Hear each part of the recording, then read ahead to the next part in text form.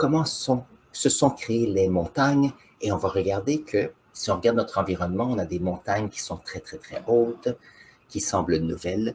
Il y a des vieilles montagnes qui ont tendance à être beaucoup des dos, comme des dos de carapace de tortue, dus à l'érosion. Mais comment se fait-il qu'on a différents types de montagnes? Voyons voir. Donc, premièrement, nous allons regarder un peu de géologie, à savoir que nous avons notre planète Terre, comme ceci. Chose intéressante, dans le centre de la planète, c'est très très chaud dû à la pression, bien sûr. Donc, puisque c'est très chaud, nous avons le magma qui est chaud, qui monte à la surface, comme ceci. Et bien sûr, le magma qui monte vers la surface ne peut pas aller pour toujours parce qu'il y a la gravité, bien sûr. Alors, qu'est-ce qui arrive? C'est que nous avons, on va voir si je peux trouver une autre couleur, nous avons le magma qui arrive vers la surface et qui devra tourner comme ceci. Et ici, qu'est-ce qui arrive? C'est que vers la surface, le magma va refroidir et donc, qu'est-ce qui va arriver? C'est que le magma va revenir ici vers le centre. Donc ça, c'est intéressant. On appelle ça des cellules de convection. Donc, comme ceci. Donc, c'est comme des petits tourniquets comme cela. Donc, à quelque part, sous la croûte terrestre, il y a plein de magma qui se promènent. Donc, ça, c'est la première chose. Deuxième point à considérer, c'est le fait que notre planète est une sphère. Donc, voyons voir. Si nous pensons que la Terre a une surface qui est plate à petite échelle, à grande échelle, qu'est-ce qui arrive? C'est qu'on a une surface de notre planète que l'on veut mettre sur la Terre. Mais puisque on a une sphère, on doit essayer de mettre une surface qui est plate en sphère. Et conséquence, on a toutes sortes de petits plis qui arrivent là. Et donc, on se retrouve à ce moment-là avec pas une grande surface, mais on se retrouve avec des petites plaques qui existent. Et ça nous mène à cette idée de tectonique des plaques. Donc, voyons voir si je peux montrer ceci. Je pense qu'on peut montrer ça un peu plus gros. Oh, ça c'est très gros. Voyons voir si je peux mettre ça plus petit. Ah, vraiment, c'est intéressant, les différences que je peux, voyons voir comme cela. Alors, voici une carte de notre petite planète.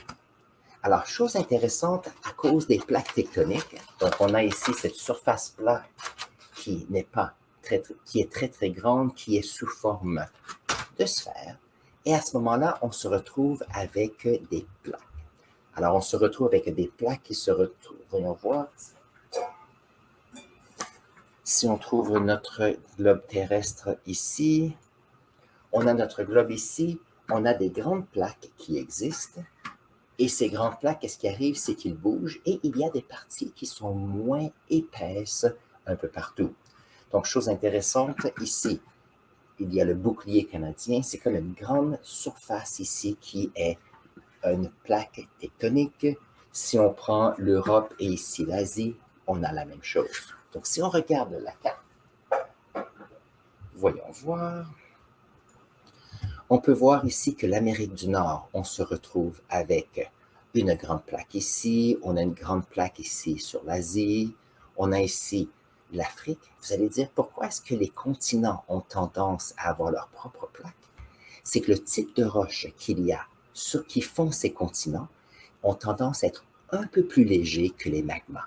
Donc, en étant plus légers, la conséquence, c'est qu'ils vont flotter sur le magma de notre planète. Ils vont se retrouver ici. Maintenant, ce sont comme des gros blocs qui sont beaucoup plus rigides. Ça veut dire que ces blocs vont avoir tendance à bouger. Mais il y a aussi des collisions qui arrivent. Alors, si nous rappelons qu'il y a... Alors ça, c'est une bonne question, j'aime bien.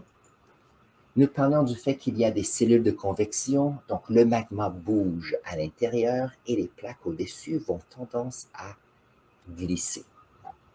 Alors, très bien. On arrive ici, chose intéressante, on remarque que nous avons ici l'Amérique du Nord et l'Europe, Et ici, nous avons une petite, c'est pas une faille, mais c'est un endroit qui est plus rouge. Et la raison de cela, c'est que la plaque qui est, voyons voir, qui est l'Amérique du Nord et l'Europe, se distancie de quelques centimètres à chaque année. La conséquence de ceci, en s'éloignant, c'est qu'il y a du magma qui arrive du manteau et qui arrive et ça crée une nouvelle croûte terrestre. Donc, nous allons faire un petit dessin. Donc, si nous avons ici l'Amérique du Nord et nous avons l'Europe qui est comme ceci, chose intéressante, c'est que nous avons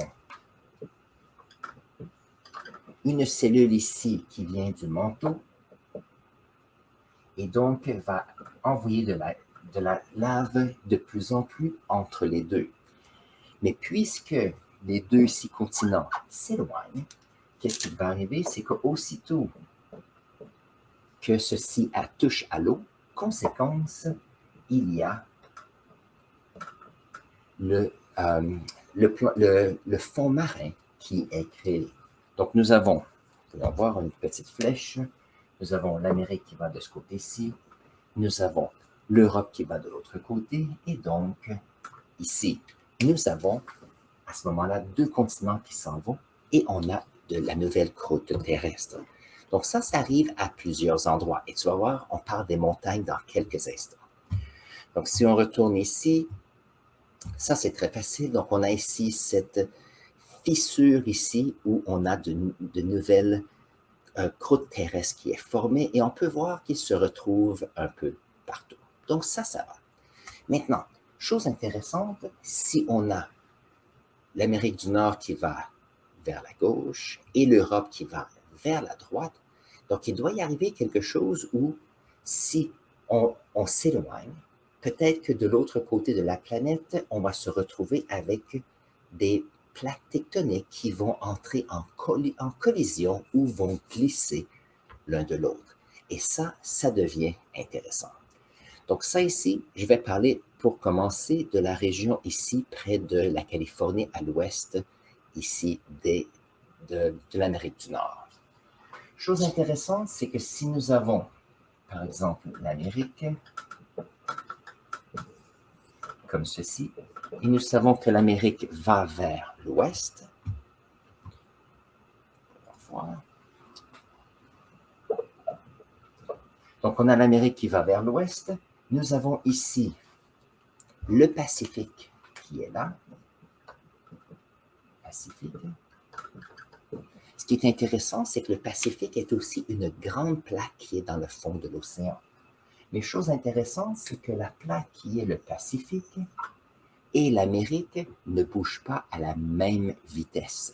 Donc, la conséquence de cela, c'est qu'on peut avoir une partie ici, le Pacifique, qui veut aller d'un côté, et on a ici l'Amérique qui veut aller de l'autre. Alors, qu'est-ce qui arrive? C'est qu'on peut avoir à ce moment-là des zones où il y a une grande faille qui sont latérales. En ayant des failles latérales ici, on peut se retrouver avec des tremblements de terre, bien sûr. Dans le fond des océans, il y a des tremblements de terre. Ceux-ci sont très, très petits. Lorsqu'on arrive avec des fissures comme ceci qui sont latérales, ceux-ci sont beaucoup plus grandes, bien sûr. Donc, il y a quelques mois, on a eu des tremblements de terre près de la Turquie, si je me rappelle bien. Et ça, une des difficultés, c'est qu'on avait des failles qui sont transversales, qui n'est pas bon, surtout pour les personnes qui y vivent. Donc, ça, c'est un type de lien entre les plaques tectoniques. Ici, il s'éloigne, ici, il se glisse. Maintenant, il arrive d'autres moments où ça devient différent, et ça, c'est la prochaine partie. Donc, voyons voir. C'est bon. Très bien. Donc, nous avons notre partie de l'Europe. Continuons. Si nous avons l'Europe qui va de ce côté-ci, ça, c'est intéressant. La difficulté, c'est que nous avons ici le Pacifique qui est là, et on se retrouve avec quelque chose d'intéressant. On va refaire un dessin. On a ici l'Europe, on a l'Asie, nous allons vers l'est comme ceci, et nous avons le Pacifique qui est là.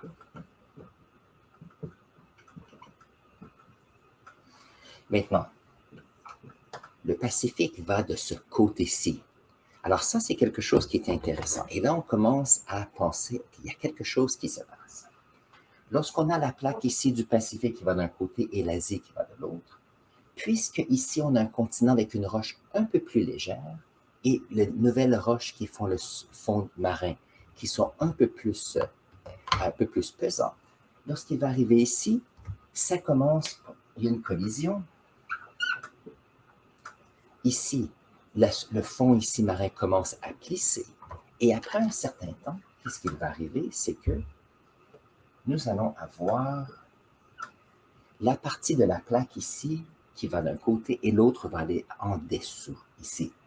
Alors, la plaque va continuer à avancer, celle-ci à déplacer de ce côté-ci. Et donc, qu'est-ce qu'on se retrouve? On se retrouve avec, ici,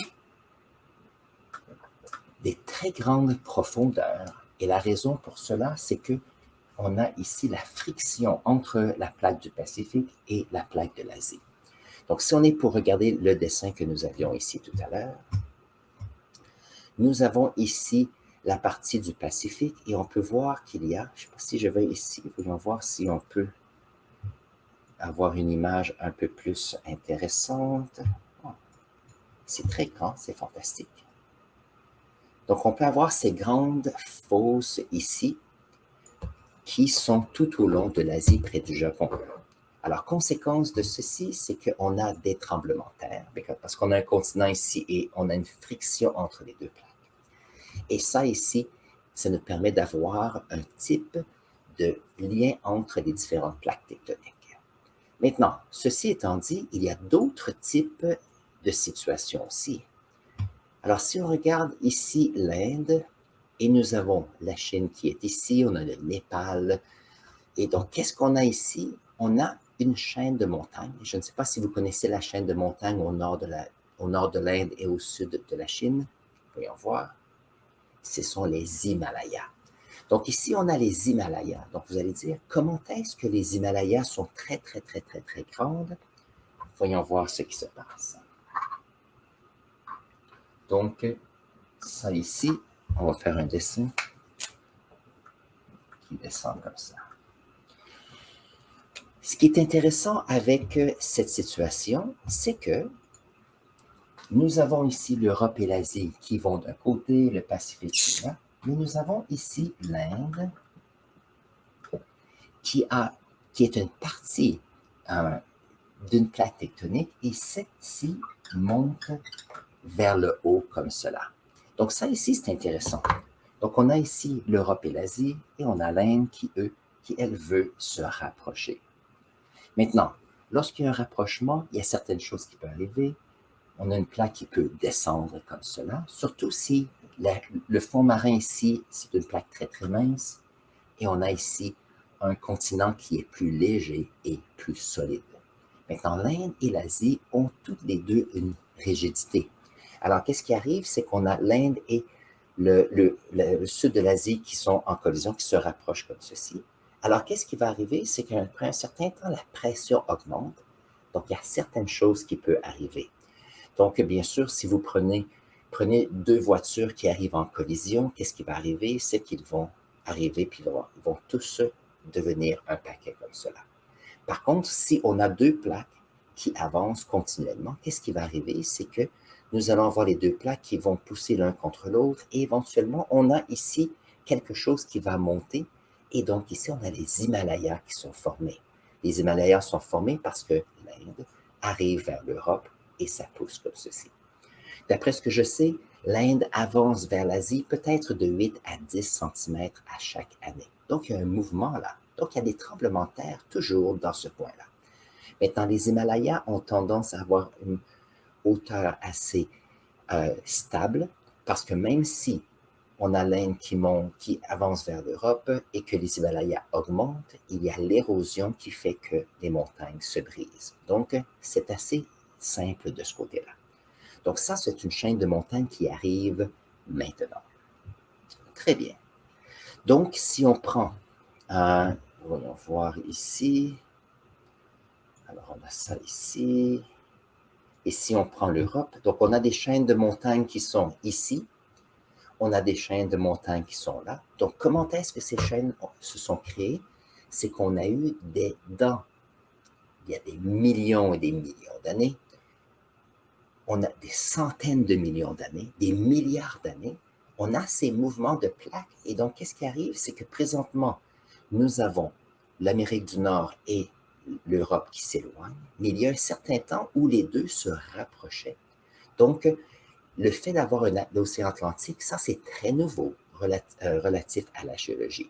Donc, il y a des moments où l'Amérique du Nord est entrée en collision avec l'Europe. Et je peux même trouver une petite carte ici. Voyons voir. Alors, il y a un super continent qui s'appelait il y a quelque temps, quand même, nous avons ici Pangée. On pense qu'on peut trouver une bonne image assez bien. Donc, si on regarde, alors Pangée, pourquoi pas? Prenons celle-ci, elle a l'air cute.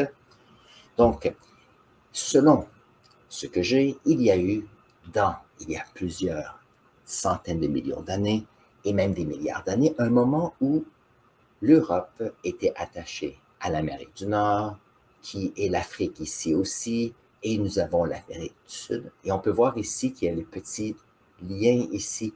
Alors, la forme est très similaire entre l'Amérique du Sud et l'Afrique ici. Et d'une certaine façon, si on regarde, c'est cette idée que l'Atlantique qui grandit. Donc, on peut voir cette ligne ici. À un moment donné, ils étaient près l'un de l'autre. Ça veut dire qu'il y a un moment où l'Amérique du Nord est entrée en collision avec l'Europe. Maintenant, il faut garder en tête que ça, c'est un endroit, mais c'est en 2 dimensions un peu partout. Ça veut dire que tout au long de la côte est ici, nous avons voyons voir, la chaîne de montagnes, ce sont les Appalaches. C'est une vieille chaîne de montagnes. Ça a tendance à être comme des dos de carapace de tortue, comparé à des nouvelles montagnes qui ont des pics qui sont très, très à pic. Donc, si on est pour faire un dessin, parce qu'on aime bien les dessins,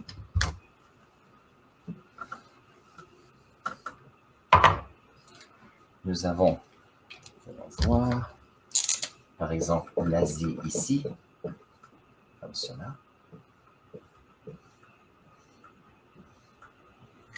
Et nous avons l'Inde qui est ici.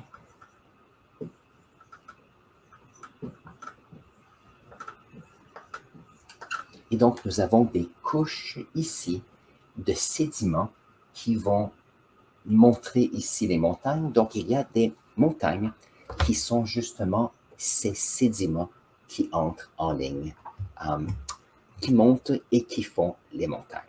Donc, ça, c'est une façon que les montagnes sont créées. Mais il y a aussi une autre façon. Donc, si on retourne sur notre partie ici, chose intéressante, c'est que lorsque, voyons voir, où est-ce que je suis? Très bien. Lorsque nous avons deux plaques qui se rapprochent un à l'autre, il y a beaucoup de pression entre les deux. Donc, ici, ce sont les sédiments qui montent. Par contre, il arrive qu'on a parlé du fait qu'on a un continent et on a une plaque qui va en dessous. Mais ici, nous avons une plaque qui va en dessous de l'autre. Et lorsqu'on est sous le continent, la température augmente. Et ça devient intéressant. Donc ici, on refait un dessin. Nous avons ici l'Amérique. Oups. Pourquoi pas? Voyons voir. Amérique du Sud cette fois-ci. Nous avons le Pacifique qui va de ce côté-ci et le Pacifique qui descend sous la croûte ici. Et je peux vous le montrer sur la carte. Ça fonctionne très bien. Alors, c'est tout au long de l'Amérique du Sud, juste ici.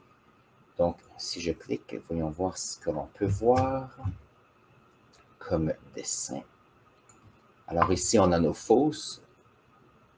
Alors ici, on peut voir, ici, un petit dessin. Donc, la petite ligne bleue ici, on peut voir que c'est la plaque qui descend sous le Pérou et qui descend sous le Chili.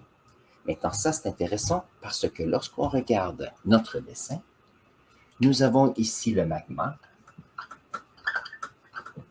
Et le magma va faire réchauffer cette croûte terrestre ici. Avec le magma, il y a bien sûr des sédiments qui sont ici. Il y a bien sûr de l'eau. Alors, qu'est-ce qui arrive avec tout ceci? C'est que lorsqu'on leur donne les millions d'années, nous avons le magma qui fait fondre ceci et tranquillement, nous avons des poches de magma qui veulent essayer de monter ici le long d'un continent.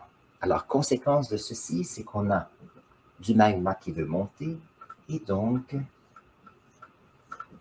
on a des nouvelles montagnes. Tout à l'heure, on a des montagnes dues à la compression des plaques tectoniques.